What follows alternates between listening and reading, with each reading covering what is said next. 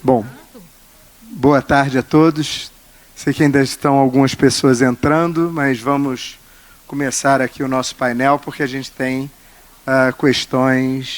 limitações de hora, porque depois do nosso painel ainda tem a premiação do WIA, do Women Antitrust, e nós precisamos aqui tentar respeitar mais ou menos o nosso horário. Antes de mais nada, agradecer aos presentes, agradecer esse painel. O trabalho fica fácil com um painel como esse. Nós vamos falar sobre procedimentos arbitrais e questões concorrenciais. Para esse painel, nós temos o primeiro convidado que vai se falar um pouco, o Yves Botterman, que eu agradeço a presença, que está... Isso é mais uma questão do horário, ele está 5 horas mais tarde do que nós, já deve estar mais cansado, aguardando a nossa fala. O Yves, ele é sócio do escritório Dentons, em Bruxelas, ele é advogado em Bruxelas, em Nova York, há mais de 20 anos ele atua em questões relacionadas ao direito concorrencial, tanto em controle de concentrações quanto em investigações, e o que até motivou a sua participação aqui é que ele escreveu há 3 anos um artigo muito interessante publicado na CPI Antitrust Chronicle sobre, o título era Arbitration Clauses and Antitrust Damages in the EU, Where Are We Now? Então a gente quer saber Where Are We Now agora, alguns anos depois. Além disso, é mais do que lugar comum dizer que aqui nessa mesa eu não precisaria apresentar ninguém, mas até pelos registros eu vou apresentar as minhas convidadas aqui. Eu não tenho nem roupa para me vestir com essas convidadas aqui, estou até meio sem jeito aqui. Mas a professora Paula Forgione, titular de Direito Comercial da USP, autora de obras fundamentais, sem trocadilho com o título do livro sobre o antitrust, e que, além de diversos livros e artigos, nós nos acostumamos com o tempo a olhar para a Paula e pensar no direito concorrencial. E hoje, já há algum tempo, olhamos para a Paula e também pensamos em arbitragem. Então, ninguém melhor do que ela para fazer parte do nosso painel, que ela não podia faltar. A Ana Frazão, também advogada, também professora da UNB, ex-conselheira do CAD, autora de inúmeros artigos fundamentais e que eu acho que tem uma qualidade única, é uma das pessoas que melhor expõe qualquer assunto de forma clara. Eu acho isso uma qualidade inacreditável e que é por isso que ela é uma presença essencial em tudo que é congresso, painel, convenção, porque com ela a gente tem certeza de que vai aprender alguma coisa e que nesse assunto ela tem algo mais a acrescentar, que quando no CAD ela foi das primeiras a trazer a questão arbitral para alguns dos atos, dos ACCs que vinham sendo negociados, isso é muito importante. E a Juliana, também professora, tá fogo o negócio aqui, também professora, também advogada brilhante, autora de diversos artigos e livros, recentemente sobre vinhos, que eu estou muito curioso, ainda não li, mas vou ler. Ela foi secretária nacional do consumidor, da Senacom, do Ministério da Justiça, presidente do Conselho Nacional de Defesa do Consumidor, do Conselho Nacional de Combate à Pirataria, diretora do DPDE, e é hoje procuradora-geral do CAD. E como ela faz questão de lembrar na biografia dela, ela é a mãe da Glória e da Sofia, o que eu acho que é uma coisa que merece ser verificada. Eu, por causa disso, eu vou me apresentar só como pai da Maria Clara e do Antônio Pedro, e vamos continuar aqui. Eu quero agradecer a Ana Batja-Glenck, porque no sistema do nosso seminário temos sempre um padrinho ou madrinha nos ajudando a organizar os eventos, e ela ajudou muito. Dito isso, vamos aos trabalhos e falar de arbitragem e concorrência, e não é alguma coisa formal, com PowerPoint, mas nós teremos certamente exposições de 10, 15 minutos e depois algum tempo para algum debate, apesar da constrição da hora, e o Bruno, o presidente, está aí, a gente obedece, não vou fazer uma coisa feia. Nós vamos inverter a ordem, vamos começar com a professora Paula Forgione e depois nós chamamos o Yves. Né? Então, Paula. Ok. Muito obrigada, senhor presidente, por essa apresentação. Queria agradecer ao IBRAC o convite para estar aqui, para falar de um dos temas mais atuais em arbitragem e também em concorrência, e faço isso na pessoa do meu querido Bruno Drago, colega e amigo de longa data. Obrigada, Bruno. Me sinto honrada de estar aqui numa convenção do IBRAC, e eu lembro que eu só queria lembrar que eu estava na primeira, no Guarujá, há 20 e poucos anos atrás. Me dá uma certa depressão pensar nisso, mas eu estava no Guarujá já naquela época. Bom, você também estava, né? Eu não sei se eu choro. Enfim, vamos lá. Pedro, muito obrigada pelo convite, agradecer a oportunidade de estar do lado de duas queridas amigas, professora Ana Frazão, com quem já dividi curso, já dividi artigo, a gente já dividiu tudo. Ana, um prazer, sempre um prazer. O que você falou para ela, Pedro, eu falei hoje de manhã, da capacidade que a Ana tem, porque eu indiquei os textos da Ana sobre arbitragem e concorrência. Aliás, eu já vou fazer um jabá aqui, a Ana tem 3 textos fantásticos sobre isso, curtos, bem no estilo da Ana, incisivos, indiquei seus textos hoje de manhã e falei exatamente isso. A Ana tem uma capacidade de síntese e disposição, sem ser superficial, sendo absolutamente clara, que é fantástico. Para mim, é o melhor texto em português ainda, já tem alguns anos, né, Ana? Mas é o melhor texto em português sobre esse tema e dá uma belíssima visão. E a nossa querida Juliana, professora da nossa irmã, da USP Ribeirão, né, da Faculdade de Direito de Ribeirão Preto, que bate a gente em todas as estatísticas, colocam mais no OAB, etc. Então, é sempre um prazer estar aqui. Competição é bom, né? Com certeza. E, enfim, nós temos inúmeras oportunidades acadêmicas de estarmos juntas e é sempre um prazer dividir com vocês duas. E Pedro Paulo, muito obrigada por tudo. Você que tem se dedicado a esse estudo, que também atua na arbitragem, muito obrigada pela coordenação, pelas gentis palavras e pela oportunidade de falar. Bom, eu combinei o seguinte, eu vou fazer um aspecto mais geral, vou puxar só um pouco para a questão das indenizações, porque tem algumas bandeiras que nós estamos levando em questão de... A principal delas, e que eu converso muito com o Bruno, é que nós precisamos integrar mais a área de concorrência e de arbitragem. Se eu conseguir colocar uma sementinha na cabeça das pessoas, junto com o Bruno, que nós estamos ali na lida, e conseguir uma interação maior, eu já vou ficar muito feliz. Se eu pudesse deixar uma mensagem, seria essa: precisa integrar. E existe um campo de trabalho muito grande a ser feito, não apenas em prol dos advogados, mas em prol da sociedade brasileira. Nós precisamos integrar, porque isso vai ser melhor para todo mundo. Tá? Essa divisão, arbitragem e concorrência que a gente nota nos escritórios, na academia, na formação dos nossos jovens, não é produtiva. E a concorrência é algo que ficou represado. É incrível isso. Antigamente não tinha antitruste. Eu já vou pôr o meu primeiro slide, se vocês me permitirem. Esse aqui. Antigamente não tinha antitruste nas faculdades de Direito. Tá? Eu sou desse tempo. Eu ouvi falar de antitruste pela primeira vez que o professor Fábio nos deu, mas porque era o professor Fábio nos deu. Né? É outro ser humano que vibra em outra esfera e sempre foi uma antena muito atenta a esses novos temas. Pois bem, o pessoal mais velho não tem antitruste. Surprise, surprise, vocês sabem muito bem, o pessoal mais jovem também não tem antitruste. São raras as faculdades que colocam antitruste nas cadeiras.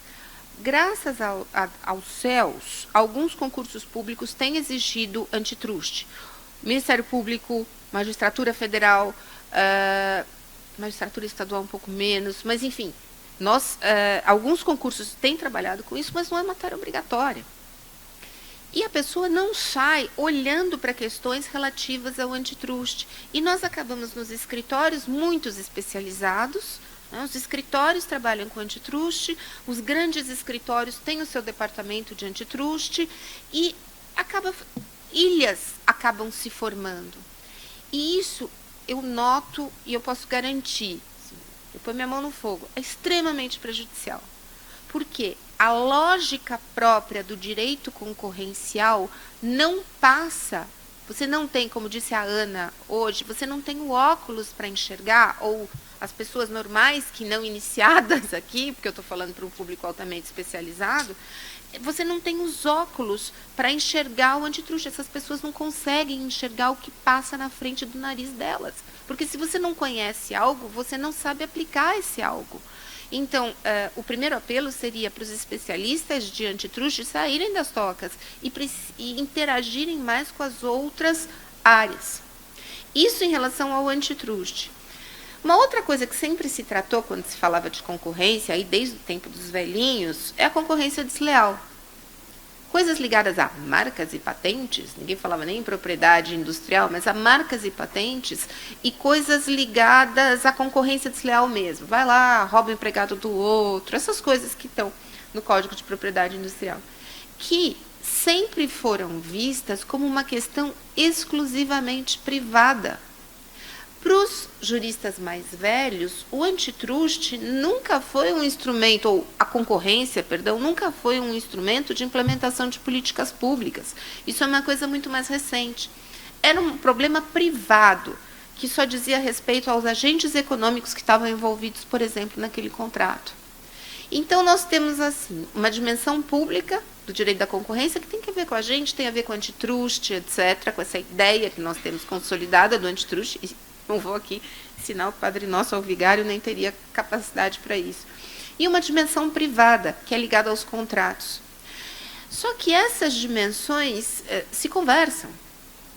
Hoje, se nós acreditamos que o direito comercial lida com a implementação de políticas públicas, o que dizer, então, do direito que lida com essa concorrência desleal? É óbvio que isso tem a ver também com a organização de mercado, embora o seu prisma seja mais privado. Então, eu diria que concorrência tem, tem 20 minutos, 15 a 20 minutos para falar. Você tinha falado 15 a 20, não, mas enfim, vamos tentar ficar no 15, porque já diminuiu de 10 para 15. Eu vou aqui correr um pouco. Mas esse é um panorama com alguns pontos que eu gostaria de colocar na mesa para a nossa discussão. A arbitragem. Hoje de manhã, por coincidência, eu estava falando para a galera de arbitragem. E ali eu bati numa parede, porque eles também estão isolados, eles também não têm ideia do que acontece desse lado. Bom, a arbitragem no mundo está num movimento de expansão. Eu sei que tem muitas críticas, muitas coisas para melhorar, etc., mas a arbitragem está em expansão. É uma tendência forte nos Estados Unidos, é uma tendência forte na Europa e é uma tendência forte no Brasil. E precisa tomar cuidado com o arbitralista, porque eles acham que você pode arbitrar tudo. E, aliás, os americanos acham que você pode arbitrar tudo. Óbvio, tem fanatismos de todos os lados, mas existe um movimento de expansão. Pensem, por exemplo, na arbitragem com a administração pública. Quem imaginaria isso no passado? Eu sou do tempo que a frase era: não se transige com o interesse público. A administração não fazia acordo, Mauro Grimberg. Lembra disso? Não podia transigir. Escuta, eu estou aqui batendo um bolão ainda, e eu vi isso, eu vivi isso. Não foi outro dia que se pensava dessa maneira. E hoje, a administração pública tem um regramento que diz que ela, preferivelmente, tem que ir para arbitragem em algumas situações. Por que isso acontece? Porque as pessoas gostam de arbitragem, do professor Carmona, etc. Não, porque a arbitragem é boa para o mercado, porque ela diminui custos de transação e aumenta a segurança e previsibilidade. Se você é um investidor estrangeiro, pensa bem, você olha para cá, essa confusão que a gente está, e com todo respeito pelo nosso judiciário, pensa: eu não quero me submeter a esse judiciário, eu não sei o que acontece lá, eu não sei como são as nomeações, eu não sei o que acontece, eu quero ir para uma arbitragem CCI, porque eu sei o que acontece na CCI. Porque a mesma coisa aqui na China, vai todo mundo para Paris, fica contente lá em Paris, eles vão revisar a sentença, ainda que num aspecto formal, e isso me dá uma segurança, uma previsibilidade. Isso atrai investimento. Então, a arbitragem atrai investimento. E ela tem abrangido, ela passou a abranger coisas inimagináveis, como até a administração pública. Mas, se eu tivesse horas e horas, eu poderia dar inúmeros exemplos desse movimento de expansão da arbitragem. Agora, essa é a minha palestra inteira, tá? Palestra, quem sou eu? Essa é tudo aqui, é o último. Tá? Então, fiquem tranquilos. É só uma coisa para eu lembrar mais do que tudo. Bom, quando eu posso ter arbitragem?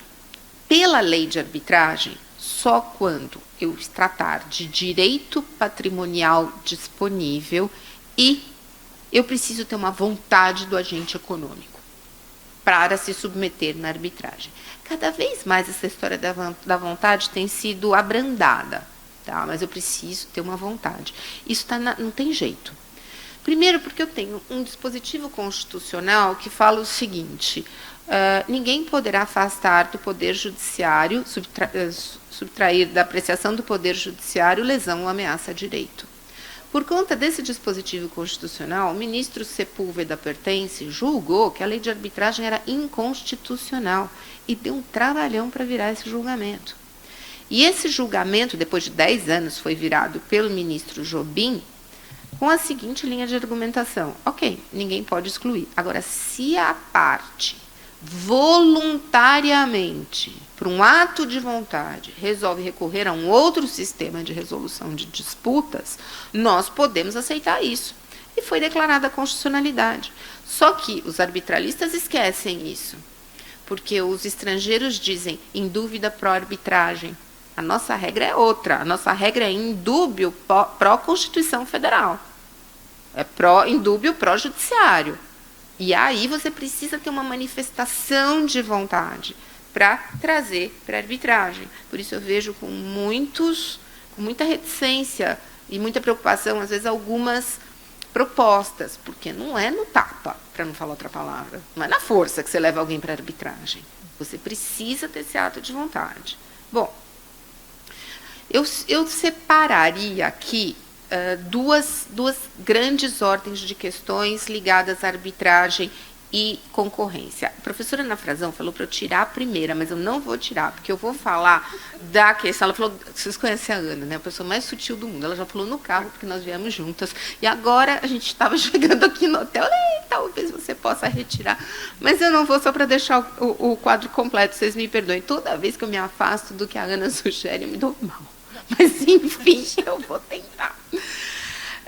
Tem, como vocês sabem, o Pedro já mencionou, o CAD às vezes coloca nos seus acordos cláusulas arbitrais. Tá? A Ana foi a pioneira, mas quando a Ana fez direitinho. Tá? Depois a gente tem uns dispositivos, umas coisas muito complicadas, mas a Ana não tem nada a ver com essa complicação posterior.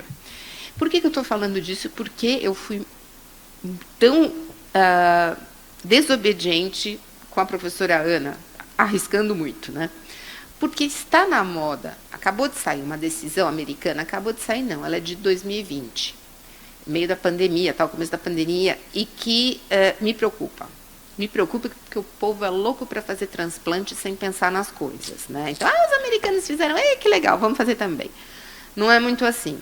Olha, mesmo porque vocês sabem, o sistema norte-americano antitruste é judicializado. É outro esquema, o nosso administrativo muito mais perto do europeu. Eles estavam lá brigando com a Novelis e deu uma discussão, eles desafiaram uma operação de concentração. Aí estava dando maior briga sobre o mercado relevante. Aí a administração pública e a empresa fizeram um acordo e falaram, vamos decidir o mercado relevante por arbitragem. Foram para a arbitragem, a administração pública ganhou, etc., e deu tudo certo. Independentemente do resultado. O perigo, o que aqui foi uma inovação mundial, planetária, intergaláctica, é você delegar uma coisa dessa importância, todos nós, desde as discussões da Zefa, ninguém vai entender a piada, só o Mauro Grimberg, todos nós sabemos que definindo o mercado relevante, nós definimos o caso. Muitas vezes. Isso foi delegado por um tribunal arbitral. E eu estou usando a palavra delegação aqui, porque é o que me preocupa no Brasil. Tá? Então, existe essa linha, esses ventos que vêm do estrangeiro. Nos Estados Unidos, você pode arbitrar praticamente tudo de antitruste, desde o caso Mitsubishi, que foi proferido há 30 anos. A Europa, para variar, mais ciosa da sua política pública, ou com uma política pública diferente, tem uma visão um tanto quanto mais reticente. Acho que nós vamos ouvir o nosso colega sobre isso. Mas não dá para falar de arbitragem antitruste sem chamar atenção para esse ponto. Tá? Agora, ok, isso é CAD, essa linha de problemas, é um feixe de discussões. O outro, a utilização privada. A utilização fora dessa esfera do CAD, eu chamei aqui de privada. Bom, a primeira coisa que eu volto, as questões não percebidas. Eu canso de ver em procedimentos arbitrais situações em que os árbitros não estão, nem os advogados das partes, estão treinados para ver questões concorrenciais. E aí, senhores, vão lá bater no setor de arbitragem dos respectivos escritórios, porque não é possível. Você fica lá roendo o dedo, e árbitro normalmente não pode sair tendo ideias, né? Você fica roendo o dedo e fala, mas ninguém viu. Não, ninguém viu. Ninguém viu. Para um árbitro tomar a frente é muito difícil. Mas, enfim, ninguém viu. Então, as questões não são percebidas. E aí, também eu chamaria a atenção dos senhores para um campo que eu discuto, de novo, muito com o Bruno, que existe uma regra que diz que a interpretação, que decorre da Constituição, a interpretação dos contratos empresariais tem que ser pró-concorrencial. Se você tem duas interpretações possíveis de um contrato, vou exagerar no exemplo, uma bate num cartel e a outra não, ou uma restringe a atuação do agente econômico e a outra não, você tem que preferir aquela que vai dar mais liberdade, respeitando a vontade das partes. Eu vi um caso que foi o primeiro que me chamou a atenção para isso, de um contrato, um setor super, hiper, mega complicado. Quando você vem do antitruste, você vê aqueles setores, você já faz assim, né? Acordo entre concorrentes, você já faz assim, vai a misericórdia. Aí eu peguei o contrato, tinha uma cláusula que estavam tentando executar, que era praticamente um controle de acesso à matéria-prima. Era muito sutil. Não era assim descarado. Mas isso aqui é sacanagem, isso aqui, obviamente, é divisão. E aqui tem um controle de acesso à matéria-prima. E a empresa estava lá na arbitragem tentando executar.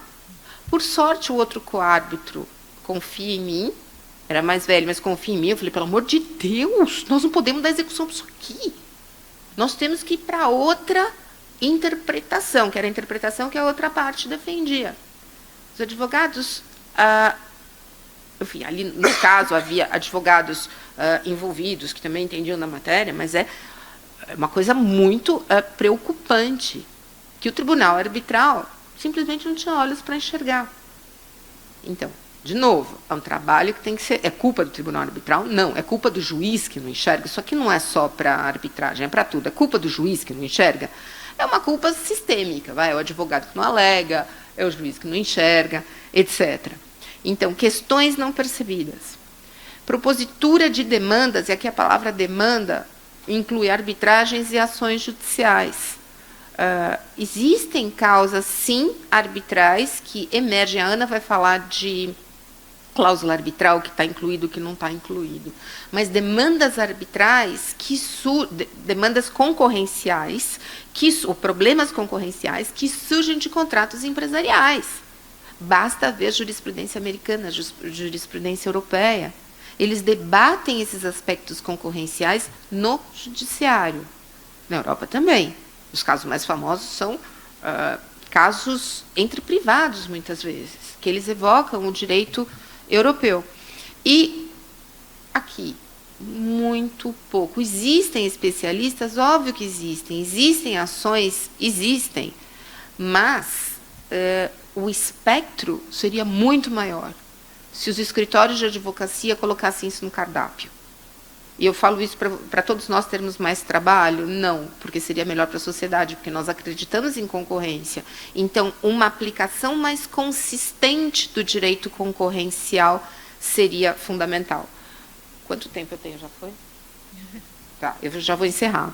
Bom, como matéria de defesa, como indenizações, que é o tema que elas vão tratar, então eu vou pular mesmo, porque o meu tempo já deu.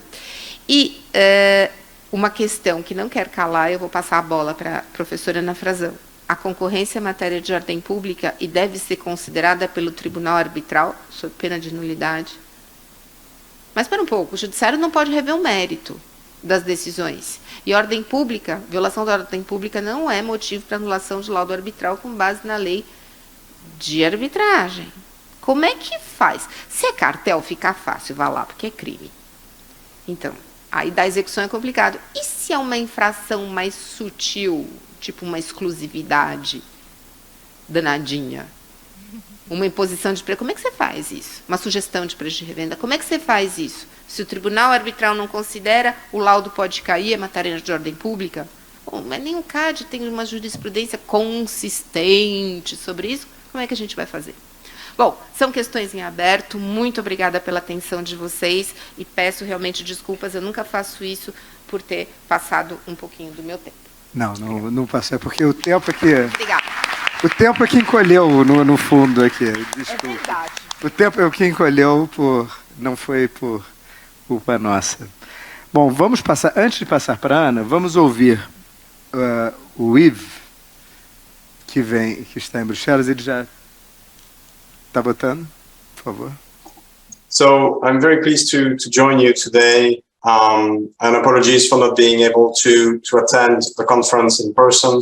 I would have loved to be participating to the discussion live. What I would like to say is that indeed there has been for a number of years recognition that competition law claims can be subject to arbitration in the EU. And if you go back to 2014, when the European Union adopted the Cartel Damages Directive, the directive itself encouraged the use of arbitration in order to settle antitrust claims. Interestingly, the European Court of Justice took, I would say, a different approach and a different tack to the issue. You're all perhaps familiar with the CDC case in 2015. And in that case, the European Court of Justice took, I would say, a rather conservative approach and considered that clauses relating to jurisdiction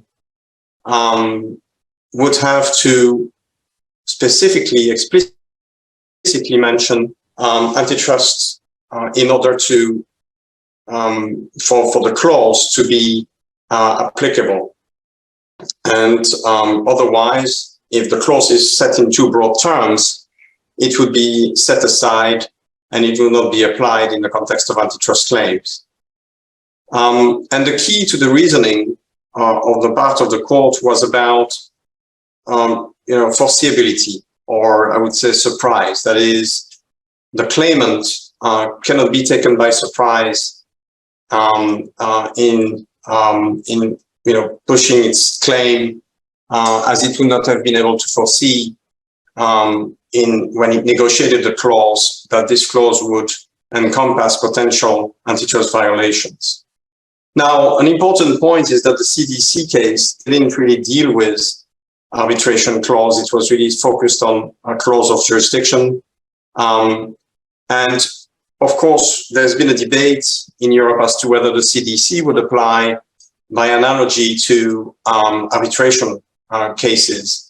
And there are two, following the CDC judgment, the bar, sensed that it would be very difficult for defendants to say, look, the jurisdiction that has been selected by the claimants is the wrong jurisdiction. We have an arbitration clause, it should be applied. And there was a sense that CDC was largely making it very difficult to actually use arbitration clauses in the context of cartel violations. And two Dutch courts in Amsterdam and Rotterdam following CDC largely followed the European Court of Justice reasoning and basically said that the arbitration and jurisdiction clauses were and not qualified enough in order to capture antitrust violations or antitrust claims. Now, you probably have seen that a couple of years down in 2018, the European Court of Justice then dealt with a separate case, this time involving a claim of abuse of dominant position. And it involved, Apple. And there was, again, a jurisdiction clause in the contract that stipulated that any dispute would have to be resolved before the courts of Ireland. Again, we are dealing here with a jurisdiction clause as opposed to arbitration, but again, there is broad recognition that the reasoning could be applied by analogy. And this time, in October 2018, we were 3 years after CDC, the European Court of Justice makes an interesting distinguishing from the CDC and says that even if the jurisdiction clause is set in broad terms and doesn't specifically mention or explicitly refer to antitrust violations, nevertheless, in that case with Apple, it says that it held that an abusive conduct may nevertheless arise in the context of a contractual relationship.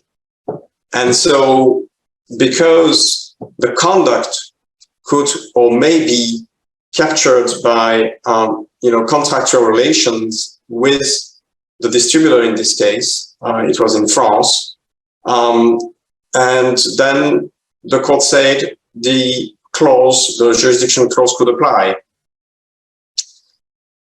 It's interesting to see that on the one hand, cartel violations lead to an outcome of, jurisdiction clause not being applicable. But on the other hand, in the context of a monopoly claim, the court comes up with a very different reasoning, ones that looks at the contractual relationship as a whole. Now, of course, the clauses were framed and drafted in very different terms, and that may explain why the reasoning may have been different. But it was, this outcome was quite criticized by the doctrine and by a number of commentators because it led to contradictory decisions. And the main criticism focused more on the CDC case as opposed to Apple. And why is that so? Because if indeed in the Apple case, it is held that even if it's drafted in broad terms, a jurisdiction clause could apply and could cover monopoly violations or abuse of dominance violations, then one could hold a very similar reasoning for for a cartel violation, because after all, if you are conspiring against your customers and then you supply your customers at an inflated price, in the context of a supply relationship, we could see that the price hike or the price increases could very well enter into the realm of the contractual relationship, and hence the jurisdiction clause that has been determined in the contract would apply. So if we go now to the national level and I've seen as a really teaching example or teaching case, I would say rather, is the case in Microsoft before the High Court of England and Wales. So this is a case where we were acting for one of the parties, one of the defendants in that case, and when Sony was sued as anchor defendant before the High Court by Microsoft, who, Microsoft had taken over Nokia mobile business. And it was in the context of the batteries, the secondary batteries cartel. Us as defendants were skeptical that the arguments articulated by Sony would fly. And Sony was basically saying, look, we have been supplying Nokia for, throughout the whole cartel period. And there was a framework agreement. And indeed, there is an arbitration clause in the framework agreement that says that arbitration will be, that any claims pertaining to the contractual relationship would be arbitrated in Helsinki, in Finland.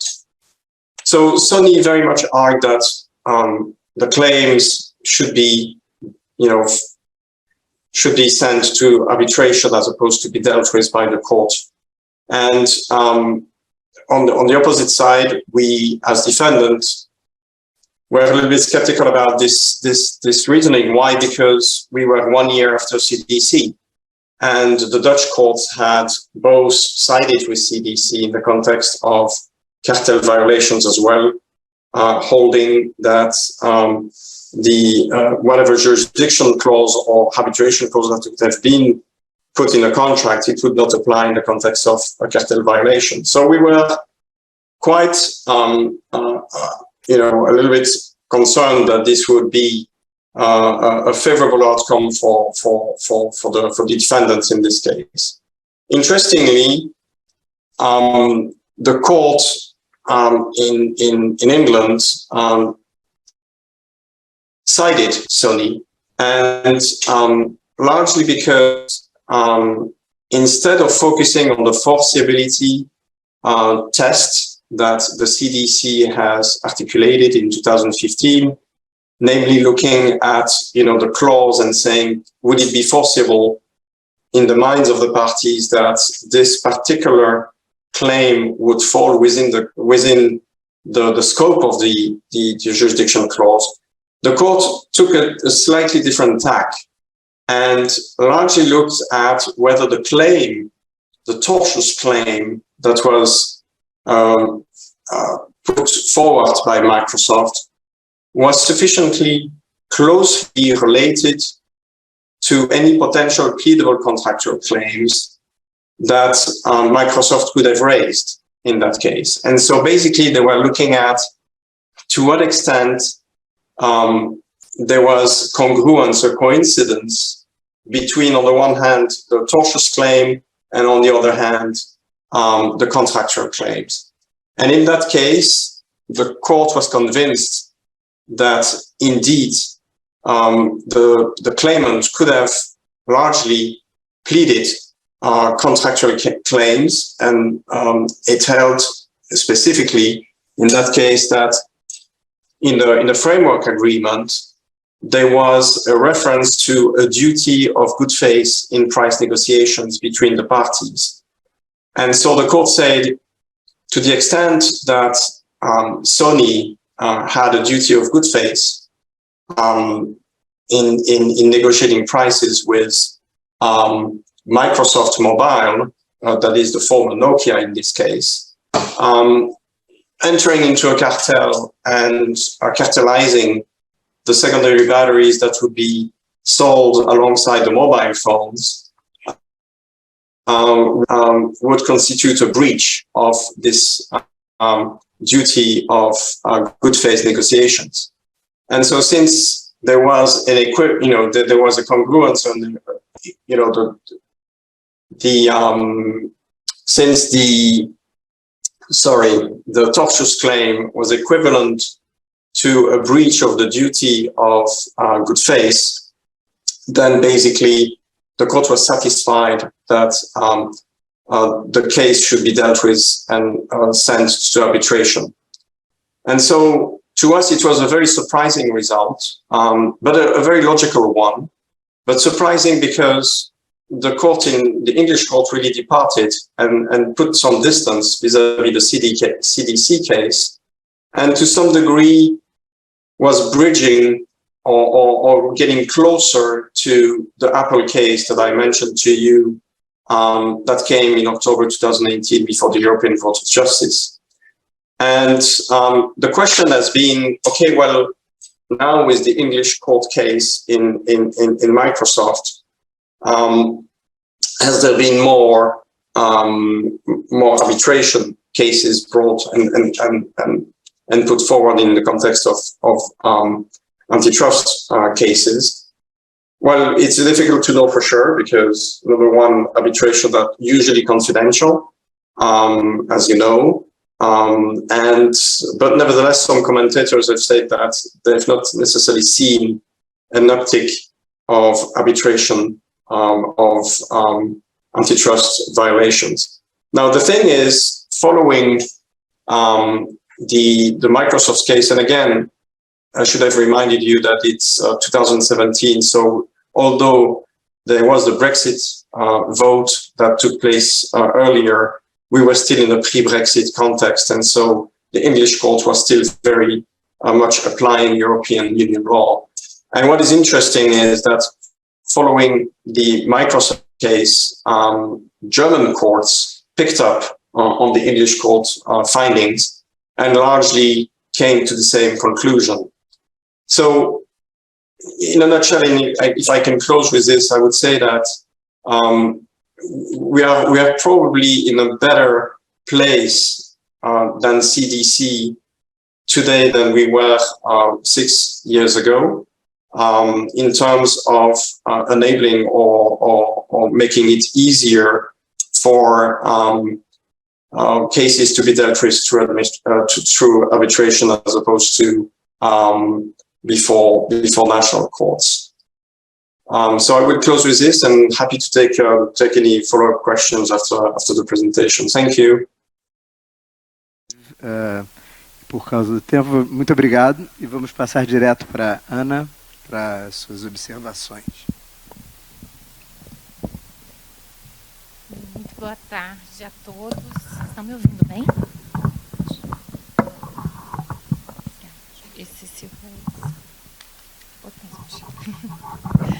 Bem, muito boa tarde a todos. Eu também começo fazendo agradecimento em nome do Dr. Bruno Drago ao IBRAC pelo convite, reiterando aqui o prazer que é estar presencialmente ao lado de tantos colegas queridos para falar de um tema que eu considero tão importante, e acho que esse prazer é redobrado por estar também ao lado de grandes amigos, quer dizer, querida Paula, eu sempre digo, ela é a nossa rainha do antitruste, o professor Pedro Paulo também, uma grande referência, querida Juliana Domingues, ou seja, temos aqui um time extremamente qualificado, de forma que é uma honra estar ao lado de todos eles. E, de fato, falar um pouco sobre danos concorrenciais, pretensões concorrenciais em arbitragem, pode parecer, em um primeiro momento, algo um tanto quanto incompatível, já que nós somos, de certa forma, inclinados a pensar no direito da concorrência sempre a partir do interesse público, e, como a professora Paula muito bem colocou, a arbitragem ela já se direciona para interesses patrimoniais disponíveis. Porém, na verdade, esse encontro entre arbitragem e concorrência, ele acontece de uma maneira muito natural, quando a gente imagina que inúmeros ilícitos antitruste são também ilícitos contratuais.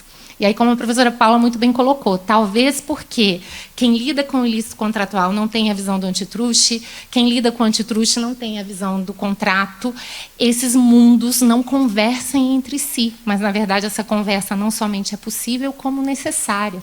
E, além de tudo, mesmo quando pensamos no enforcement do direito da concorrência, a gente não pode esquecer que, ao lado do enforcement público, e daí a importância do CAD, há também o enforcement privado. Até por isso que eu resolvi concentrar aqui a minha exposição no enforcement privado, portanto, sem abordar tanto a possibilidade de utilização pelo CAD da arbitragem, não porque eu não acho isso importante, mas porque é um tema bastante complexo, né, professora Paula? Por isso que eu disse, não, é melhor ter aqui um foco nesse momento.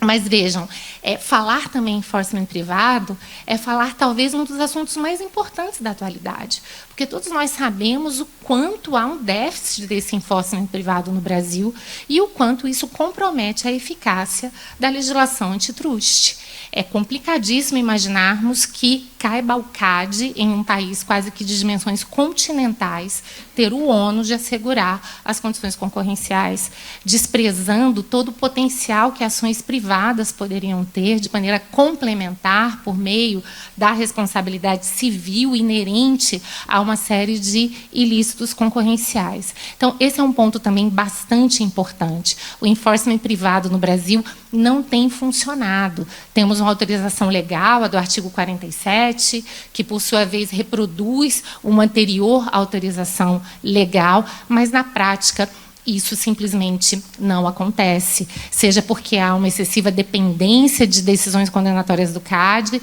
seja porque, mesmo quando acontecem essas decisões, as vítimas desses danos normalmente encontram no judiciário um verdadeiro calvário.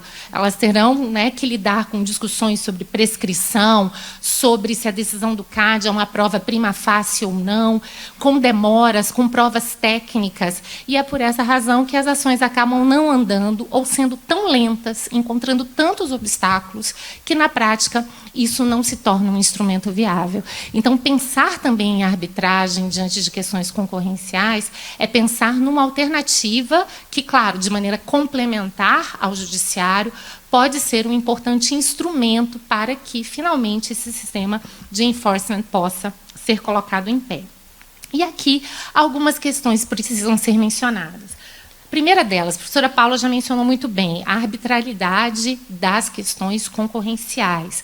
É muito interessante que hoje a gente já pode dizer que existe, consenso seria uma palavra forte, mas já existem aí várias opiniões, principalmente a partir do caso Mitsubishi nos Estados Unidos, no sentido de que questões concorrenciais são, sim, suscetíveis de serem levadas a juízos arbitrais. É bastante interessante, inclusive, que esse caso Mitsubishi, que é um caso de 1985, julgado pela Suprema Corte norte-americana, e com votos vencidos, né, houve um justice lá que dizia que, olha, não dá para imaginarmos um enforcement privado do direito antitruste, aqui o interesse público é muito relevante, mas, no fim das contas, prevaleceu a ideia de que seria possível. E, mais do que isso, a partir desse caso, se entendeu que cláusulas arbitrais genéricas, em princípio, elas abarcariam também os problemas concorrenciais, então não haveria necessidade de uma especificação. E mais, de certa forma, um ponto de apoio dessa decisão, e que vai trazer algumas dificuldades para nós até hoje, é que lá também se chamou a atenção, se ressaltou naquele momento que, se havia alguma preocupação com o interesse público, isso seria resolvido por meio do controle judicial das sentenças arbitrais, o que eles chamam de second look, ou seja, é daí que vão surgir questões como a que a professora Paula também colocou. Numa situação como essa, esse controle judicial, ele deveria ser mais extenso do que o controle usual, como faríamos na situação brasileira em que não há uma possibilidade expressa nesse sentido. A ideia, então, seria a de modificarmos, se fosse o caso, até a lei de arbitragem, isso faria sentido, não faria sentido, mas essas são algumas das discussões que dizem respeito a essa matéria. É claro que na Europa é muito bom ter ouvido o Yves antes, porque, de fato, ele traz aqui um conjunto de decisões que são referências quando estudamos essa discussão no plano internacional, mas vejam que também na Europa muito se discute, principalmente a partir do caso EcoSuisse, que também é um caso relativamente antigo, né, de 99, a ideia de que matérias concorrenciais são matérias de ordem pública, devem ser apreciadas, mesmo que de ofício, por cortes arbitrais, e não havendo essa apreciação, ou havendo, inclusive, uma violação de matérias concorrenciais, as cortes judiciais deveriam também exercer esse tipo de controle. Então, são questões realmente importantes, porque mostram que, embora esse diálogo entre arbitragem e concorrência seja possível, claro, ele é um diálogo repleto aí de algumas dificuldades e também de alguns desafios.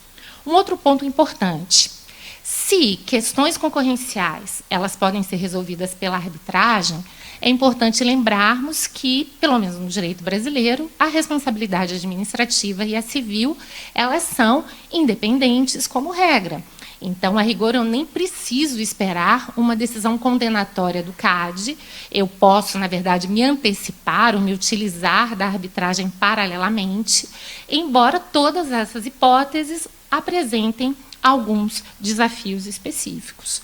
E, além disso, haverá também uma questão muito importante, tal como foi trazida pelo Yves, de saber, bom, em que medida uma cláusula arbitral mais genérica ou que não mencione especificamente as questões concorrenciais justificaria a arbitrariedade de questões concorrenciais.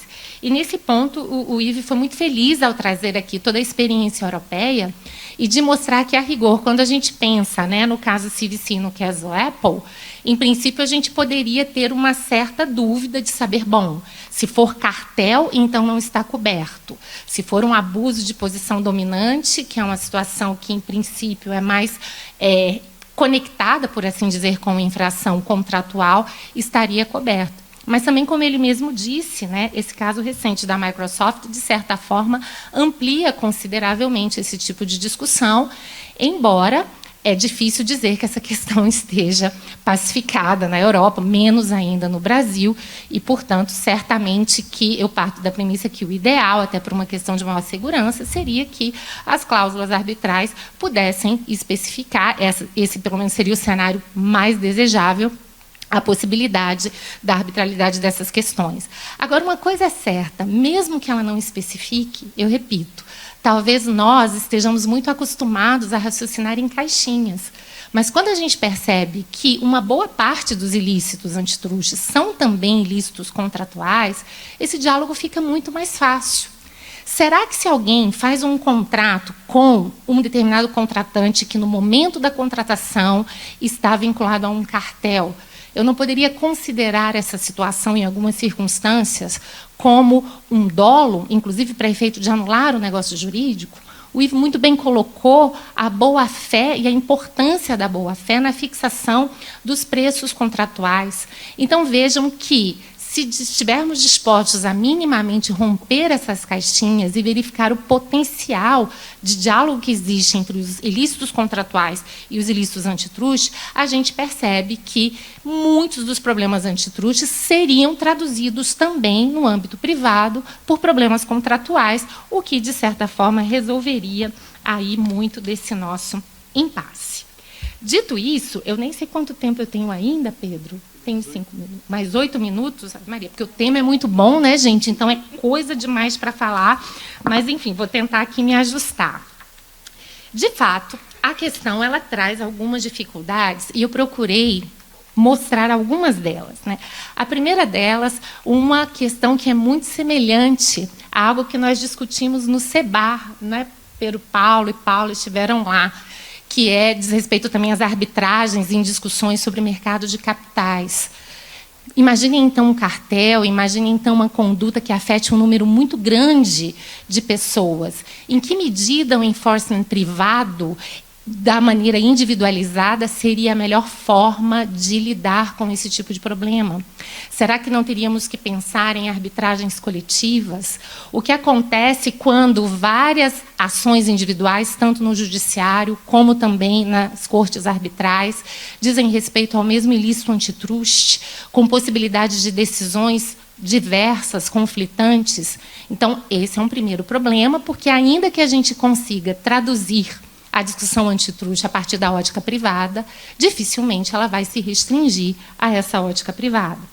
Segundo ponto, a própria adaptação, talvez, do procedimento arbitral ao lidar com temas dessa magnitude. Será que, numa situação como essa, a confidencialidade, tal como é a regra dos procedimentos arbitrais, seria, da forma como vem sendo praticada, a melhor solução? Será que teríamos que ter um certo espaço para intervenção de terceiros, para a participação do CAD? Essas são perguntas e, repito, a minha ideia aqui não é propriamente respondê-las, mas trazer algumas questões que nós temos que refletir sobre elas. Terceiro ponto, que se conecta muito com algo que a professora Paula já disse. Quando os árbitros identificam essa discussão, essa dimensão concorrencial do litígio, ainda que as partes não tenham eventualmente alegado isso, como eles deverão reagir? Quarta pergunta, o que faz parte realmente desse enforcement privado? Porque, vejam, gente, é muito fácil a gente falar que, quando é composição do dano, nós estamos lidando com responsabilidade civil, âmbito privado, totalmente distinto do enforcement público. Mas vejam que hoje a responsabilidade civil ela evolui até para se cogitar de responsabilidade civil sem dano, para o aspecto preventivo, para as medidas inibitórias, obrigações de fazer e de não fazer. Nesse momento, talvez, os limites entre o que é enforcement privado e enforcement público, eles fiquem muito mais nebulosos. E muitos diriam que são exatamente essas medidas as mais importantes, já que falar apenas em compensação de danos, em muitas situações, acabaria sendo insuficiente para resolver o problema concorrencial. Então, percebam que, embora seja a prioristicamente possível fazermos um recorte, até porque há toda uma preocupação, e esse ponto é importante, né, de que esse enforcement privado jamais pode comprometer o enforcement público. Então, ele jamais pode alterar, por exemplo, no caso do Brasil, a competência do CAD para que exerça plenamente a sua competência. Ele tem que ser complementar. Mas, a partir do momento que cortes arbitrais começam a entrar nessas medidas que vão além da reparação do dano, pode haver uma série de complicações. Quinta questão, e que está muito relacionada a essa independência. Ou seja, o que vamos fazer quando houver um descompasso entre uma decisão arbitral e, eventualmente, uma decisão do CAD? Não há regras para isso, né? Vejam que no processo penal a gente ainda tem aquela ideia de que responsabilidade penal e civil são independentes, salvo se o juízo penal negar a autoria ou a materialidade da conduta, que é a única hipótese em que essa decisão necessariamente se projeta sobre o juízo civil. No caso da responsabilidade administrativa, não temos regras. E mais do que isso, se há rigor, uma absolvição no CAD, em tese, não traria nenhum problema, pelo menos do ponto de vista de sistematicidade, às cortes arbitrais, porque sabemos que o ilícito administrativo ele tem um grau de reprovabilidade superior ao ilícito civil, então, a rigor, não haveria problema nenhum que uma determinada conduta não tivesse a dimensão para ser um ilícito administrativo, mas pudesse ser um ilícito civil, inclusive com um prisma mais contratual. Mas, e se houver, por exemplo, uma condenação pelo CAD e uma corte arbitral que diga que simplesmente não há aquele tipo de ilícito? Aqui já começa a haver uma incompatibilidade sistêmica, porque se há o ilícito administrativo, consequentemente, teria que haver também o ilícito civil. E, aliás, não é sem razão que o projeto de lei que tenta agora aumentar o enforcement privado do direito da concorrência, inclusive tem um dispositivo dizendo que uma decisão condenatória do CAD justificaria a tutela de evidência no âmbito da reparação civil, o que mostra claramente que a gente tem que pensar também em formas de tornar esses dois mundos mais palatáveis e harmoniosos. A discussão, já prometo que estou acabando aqui, viu, Pedro? A discussão sobre a extensão do controle judicial. Essa é uma grande discussão que acontece no direito estrangeiro, principalmente a partir do caso Mitsubishi. Há a corrente minimalista dizendo, olha, o fato de uma sentença arbitral apreciar questões concorrenciais não muda em nada o controle judicial sobre essa sentença. E há a teoria maximalista dizendo, não, muda sim, e teríamos que pensar em como fazer esse tipo de ajuste. E, nesse ponto, a professora Paula foi muito feliz já em lançar algumas perguntas que norteiam as nossas reflexões. E isso sem falar o que também é a literatura a respeito do tema, que inclusive é bastante sucinta, mas traz alguns pontos muito interessantes, vem mostrando, sobre uma eventual necessidade também dos procedimentos arbitrais serem adaptados em termos de produção de prova e tantos outros aspectos, até porque todos nós sabemos como é difícil a comprovação do ilícito antitruste, como isso pode ser, sim, um obstáculo para a maior eficácia, a maior difusão do enforcement privado. Então, de uma forma bastante geral, são essas, talvez, as principais preocupações que existam a respeito do tema, mas eu queria encerrar aqui a minha fala dizendo que fiz todas essas provocações porque realmente acho que temos que avançar consideravelmente nessa seara. O enforcement privado no Brasil não vem funcionando. Então, a arbitragem pode e deve ser um instrumento importante para esse enforcement. É claro que não se trata de uma questão simples, é claro que inúmeros desafios precisarão ser enfrentados, mas me parece que, se realmente queremos ter uma defesa da concorrência eficaz, esse caminho necessariamente precisa ser trilhado, e é por isso que eu também parabenizo mais uma vez o IBRAC por trazer essa discussão, que eu considero da mais absoluta importância, porque precisamos de muitas cabeças pensando em torno desse assunto. Então, com isso, eu encerro por aqui, Pedro, agradecendo enormemente a atenção e já me colocando à disposição. Obrigada. Muito obrigado, Ana. E agora, professora Juliana.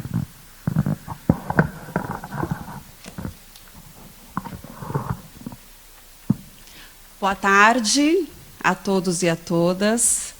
Uma alegria enorme estar aqui com vocês. Gostaria de iniciar agradecendo ao presidente aqui do IBRAC, Dr. Bruno, ao Dr. Pedro Paulo pelo convite.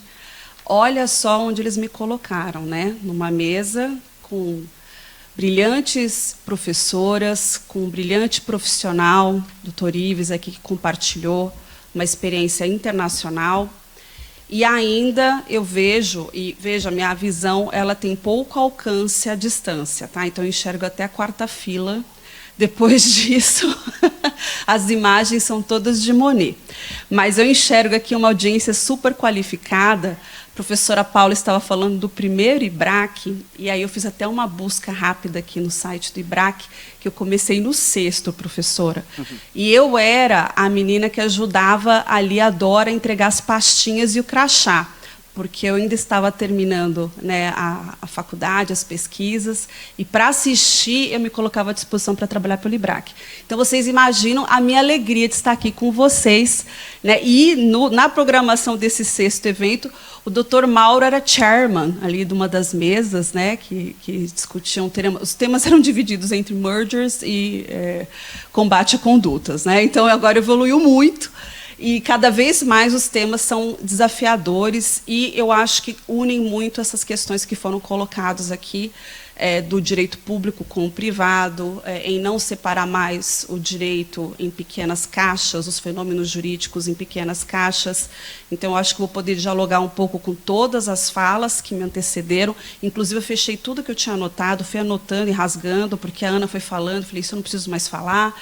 Fui colocando aqui num papel para tentar ser o mais sucinto possível aqui nas minhas observações, mas não poderia deixar de comentar algo que a professora Paula colocou, que é, né, até porque estamos numa mesa de professores, né, então me sinto absolutamente confortável aqui em falar, que é esse ainda distanciamento desses temas da comunidade jurídica em geral. Porque aqui nós estamos com um público altamente qualificado, né, um público que conhece muito bem o direito concorrencial. Nesta mesa, além disso, conhece muito bem a arbitragem, e eu falo mais por quem me antecedeu do que propriamente pela minha experiência profissional, em que pese ter trabalhado, né, tanto com o professor Valde como com o professor Luiz Olavo. Aliás, com o professor Luiz Olavo foi com quem eu comecei a dividir algumas ideias e dúvidas que surgiam à época sobre a questão da arbitragem do direito concorrencial. Mas a professora Paula, ela mencionava a questão do distanciamento, que eu acho que existe muito, e é por isso que nós temos que romper um pouco essa bolha e entender melhor, até porque a minha experiência agora, né, de aproximação com os tribunais regionais federais, com os tribunais superiores, me mostra cada vez mais que ainda temos o direito concorrencial como ilustre desconhecido. E isso é muito problemático diante do que nós temos hoje como um passivo que vai acumulando de processos administrativos decididos pelo CAD, que são judicializados. Eu tenho aqui até o Dr. Belon, que passou muito tempo na Procuradoria e que tem também essa visão, essa experiência. Queria aqui agradecer a equipe da Procuradoria que está presente. E nós estamos muito preocupados com essa situação, porque nós não criamos precedentes. Ao mesmo tempo, nós temos o que o coordenador nosso de contencioso diz, que é um volume enorme de esqueletos no armário. Então, eu chego na Procuradoria e tem casos lá de 22 anos, né, chegando agora no Supremo, por exemplo. Então, são situações que criam uma certa angústia, né, com relação ao que nós queremos, que é o enforcement adequado, né, e também a confirmação, né, dessa análise que é feita pelo CAD, de processos que são muito antigos e que acabam não criando também a previsibilidade e a segurança jurídica que nós buscamos. Então, aqui, professora, eu queria te agradecer publicamente, porque quando eu comecei a pesquisar o direito concorrencial, eu comecei com um livro de um outro professor, que eu não vou mencionar o nome, mas que, assim, me deixou tão preocupado. Eu falei, esse negócio é meio difícil, esse tal de direito da concorrência. Aí eu fui no manual da professora Paula, aí veio a luz, igual essa luz que está vindo aqui em mim agora, veio a luz e falei, nossa, agora eu entendi, né, todos os conceitos que eram trazidos no manual maravilhoso, que é o manual mais citado no meu manual, né? Então, isso é muito interessante, porque a professora trouxe uma luz para mim no direito concorrencial, numa época que pouco se falava realmente de direito concorrencial, e eu acho que temos aí um espaço muito grande para conseguir mostrar essa que eu diria que é uma transdisciplinariedade, mais do que interdisciplinaridade, multidisciplinaridade, porque, de fato, nós não vamos conseguir sair do lugar se nós não entrarmos numa comunicação mais ampla com outras áreas jurídicas. Então, se da última vez que eu estive no IBRAC nós estamos falando de direito antitruste e direito do trabalho, que também pareciam absolutamente incompatíveis, áreas que não se comunicam, eu acho que, no que diz respeito à arbitragem, nós temos aqui, inclusive, na mesa, profissionais que atuam nas duas áreas, né? Então, o que mostra que não tem esse distanciamento e que, na verdade, nós temos como instrumental possível para algumas demandas conseguirmos avançar, né, nesse enforcement do direito concorrencial. E, obviamente, eu falo aqui agora muito também, não só unindo o meu chapéu de professora, mas também agora de procuradora-chefe. Então, do ponto de vista, né, de solucionarmos algumas questões, eu acho que, em primeiro lugar, desmistificar, né, mostrar que realmente não há esse risco que era visto há 10, 20 anos, que a arbitragem poderia, de alguma forma, entrar em questões de ordem pública ou questões que afetariam a política pública do direito concorrencial, né, ou seja, vencer essa barreira que nós temos com essa ausência de familiaridade, né, e uma familiaridade que eu diria que não é apenas, a ausência de familiaridade não é apenas do Poder Judiciário, né, que muitos falam do Poder Judiciário, mas nós temos que falar realmente de toda a comunidade jurídica, né. É muito simbólico quando nós fazemos esse levantamento das faculdades de Direito, que hoje têm direito concorrencial, como uma disciplina, ainda que optativa, né? Na Faculdade de Direito da USP de Ribeirão Preto, tenho muito orgulho em dizer que fui eu que fiz aí a manobra para colocar como obrigatória. Então, pelo menos lá, eu garanto que todos têm o direito concorrencial, né? Mas, agora, do ponto de vista, inclusive, da utilização do instrumento, o que eu acho que nós poderíamos melhorar, e com base até nas discussões que nós tivemos recentemente sobre isso, né, dentro da Procuradoria, óbvio que nós procuramos também pensar em alternativas e soluções para minimizar essa quantidade de processos administrativos judicializados. Enquanto nós não tivermos uma movimentação do Poder Judiciário para solucionar algumas demandas que são históricas, o acúmulo, de fato, vai acontecer, né, porque aí é uma análise de custo e benefício, né, de quanto que você pode continuar, o tempo que esse processo pode levar e o resultado final para o cliente. Eu já atuei do outro lado do balcão para poder dizer isso, né? Então, de fato, existe uma análise, né? Se vale a pena judicializar, vamos judicializar, vamos carregar isso até o final.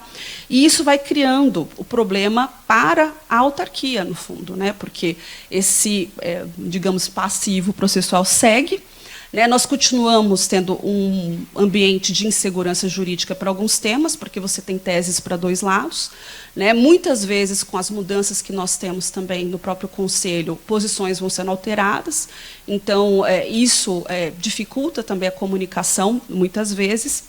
E eu acho que existe uma discussão, e aí eu estou tentando contribuir com esse debate, de uma forma a não repetir o que já foi dito, né? Mas também existe também uma discussão muito grande sobre os efeitos da utilização da arbitragem, que poderia supostamente gerar um impacto negativo nos programas de leniência. Eu não sei se todos aqui já, né, tiveram acesso às pesquisas que foram realizadas sobre o tema, às publicações, como disse a professora Paula, a professora Ana, tem artigos, né, sempre... Eu não deixo de ler a coluna da professora Ana, né, então sempre acompanho. Ela fala de tudo e fala bem de tudo, né, gente? Isso é muito difícil. Por isso que é muito difícil falar depois da professora Ana, da professora Paula. O Pedro depois vai ter que se ver comigo, mas a gente vai se acertar, né, Pedro? Mas o fato é o seguinte, com relação aos programas de leniência, aí eu vou falar uma posição que é absolutamente pessoal. Eu não vejo, né, riscos, supostos riscos para os programas. Pelo contrário, né, eu acho que a experiência também internacional tem reforçado, e vamos falar bem a verdade, quantas vezes nós falamos, né, de reparação de danos, e ela não acontece no Brasil da forma que nós esperávamos. Isso já faz algum tempo. Então, só isso eu acho que já é um fator para se refletir aqui sobre esse suposto impacto negativo, porque, de fato, mesmo os casos já condenados, nós não temos um volume expressivo de demandas que, baseado nesses casos, né, surgiram aí processos de reparação. né? E aí, óbvio, a gente pode começar a discutir. É a falta de familiaridade, é o problema do acesso à prova, né? Porque também tem essa questão, né? Você vai entrar e você precisa ter provas mínimas aí sobre os casos que foram condenados pelo CAD, até para levar, né, para essa questão que é da reparação de danos. Tem a questão do prazo prescricional, né, e da pretensão indenizatória.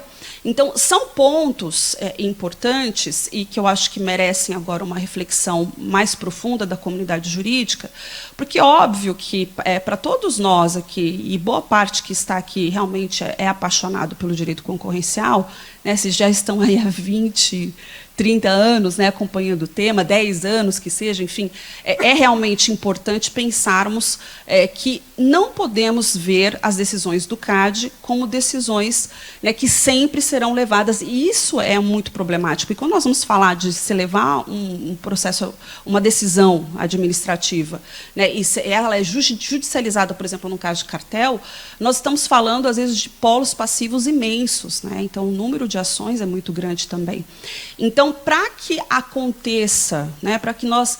como que nós vamos fazer que essa reparação de danos ela realmente exista? Primeira coisa é realmente trabalhar com a cultura da concorrência, né? Assim, cultura concorrencial. Enquanto o direito concorrencial for um ilustre desconhecido, muitos não vão conseguir visualizar esse potencial e muitos também não vão nem prosseguir, né, em acompanhar um caso de interesse.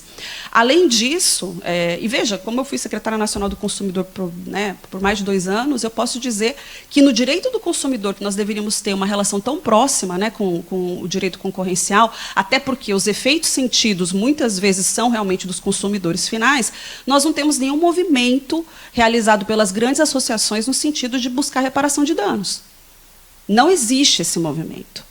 Então, dentro de uma comunidade de direito consumidor, muitas vezes o direito concorrencial ele é visto como algo absolutamente alheio a uma discussão que vai trazer o bem-estar do consumidor. Eles não compreendem o direito concorrencial como um instrumento muito positivo para criar, né, aí bem-estar do consumidor, escolhas para o consumidor, um ambiente mais competitivo, porque, obviamente, o consumidor, quando ele não é refém de um fornecedor só, ele pode fazer escolhas, etc. E aí, isso vai criando para nós essa ausência de estímulos.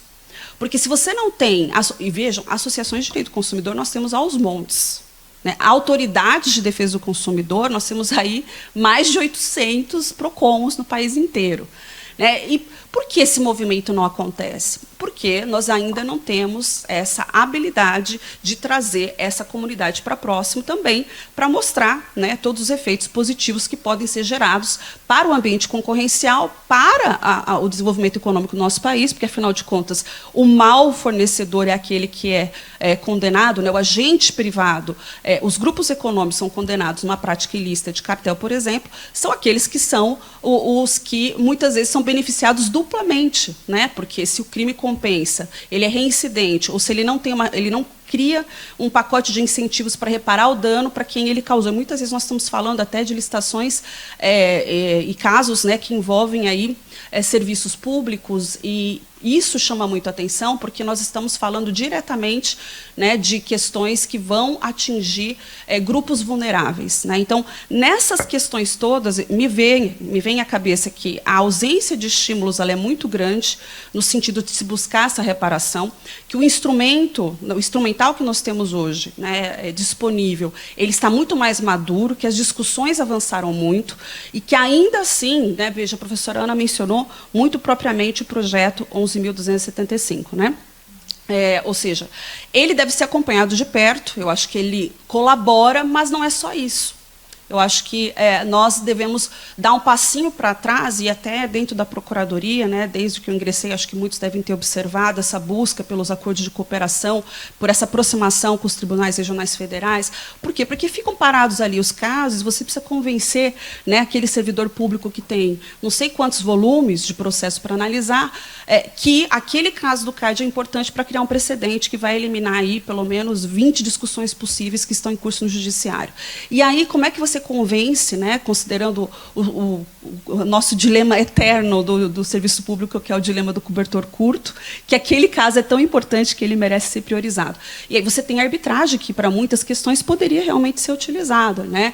E as questões privadas que surgem no meio do caminho, discussões que são realmente direcionadas para a análise da autarquia federal, ou seja, do Conselho, né, existe ali um espaço muito grande. Eu comentei até numa outra palestra, quantos casos nós tivemos, né, de restrições aplicadas pelo CAD nos primórdios, que eram relacionadas até, né, à aplicação de multas por intempestividade, agora gun jumping, em que as partes ficavam, quem vai pagar a multa? Né? E veja, esse é o tipo de questão que não é o CAD que vai decidir mesmo. Né? Então, esse aí é um espaço, só um pequeno exemplo, né, de como nós poderíamos utilizar esse instrumental possível para encerrar determinadas questões. Eu sou muito particularmente favorável a métodos autocompositivos. Eu vejo com muita preocupação, e eu acho, inclusive, que no CNJ, né, pelo menos o que eu acompanhei, os debates que eu tive com os conselheiros, todos se preocupam muito com isso.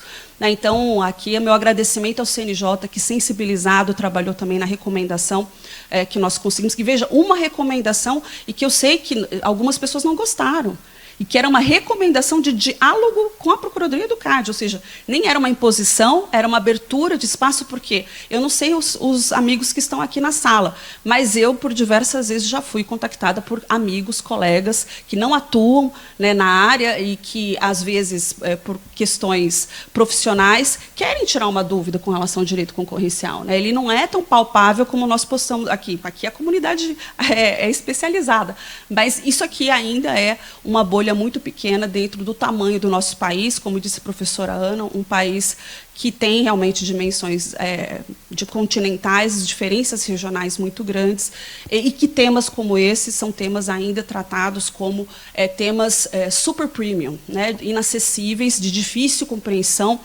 e trazer o direito concorrencial. Eu tenho me esforçado com os títulos dos meus artigos, inclusive para forçar parte da comunidade acadêmica, né, para que leia e entenda um pouco o direito concorrencial, porque ele não é mais esse bicho de 7 cabeças. A professora Paula é uma grande, eu diria, alma da academia, que conseguiu, né, traduzir para o manual dela o direito concorrencial de uma forma muito simples, compreensível para boa parte da comunidade jurídica, mas como nós não temos esse pacote de incentivos, eu acho que somente trabalhando nas bases, e mais uma vez voltamos para a educação, né, aí, óbvio, o DNA de professora vem na frente, mas eu acho que é aí que nós vamos conseguir, inclusive nas escolas da magistratura. O doutor Valdir tem feito um trabalho comigo também nesse sentido, com o Ministério Público. Então, precisamos né, fazer um trabalho de desmistificação do direito concorrencial e também da arbitragem. Obrigada, doutor Paulo.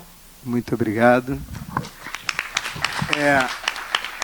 O tempo está apertado não estourou, mas eu vou roubar um pouquinho do tempo, porque, afinal de contas, começou atrasado, tivemos problemas técnicos.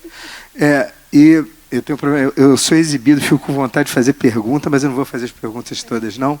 Mas eu achei muito interessante, várias provocações aqui. Eu acho que a nossa ideia é muito mais de provocar. E uma provocação que eu faria aí para Paula, para Ana, para Juliana, para o Yves, talvez um pouco menos, porque é mais brasileiro, quais das questões apresentadas aqui são próprias da arbitragem e quais são próprias do enforcement privado?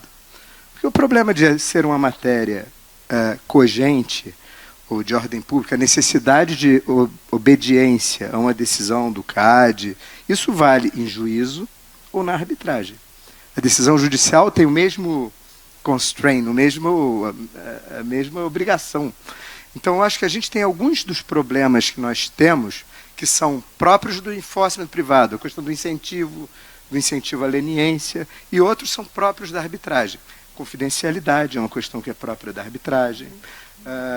O problema da inexistência de precedentes é uma questão própria da arbitragem. Mas o problema da necessidade de observar uma norma cogente que diz que é um crime, um cartel, isso vai valer na arbitragem ou na sentença judicial.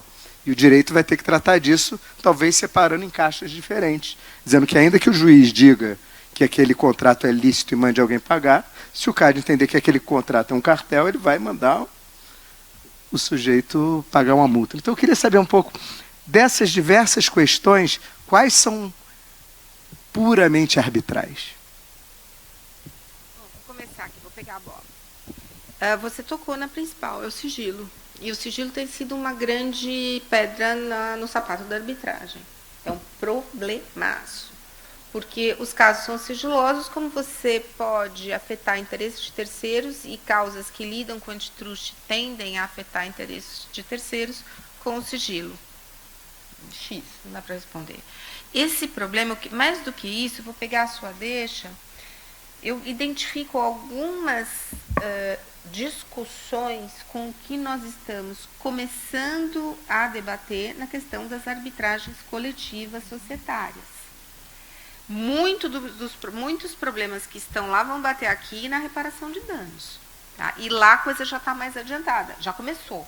Está todo mundo na chuva, se molhando, se queimando, porque, enfim, as arbitragens estão lá, principalmente na B3, muita discussão em cima do assunto, alguns problemas chegaram já até o STJ, e talvez a arbitragem, estava pensando quando preparava aqui umas notas para o nosso debate, talvez essas questões ligadas à concorrência e aos problemas do direito societário no aspecto indenizatório acabem se confundindo. Essa é a minha observação. Bola de volta para você.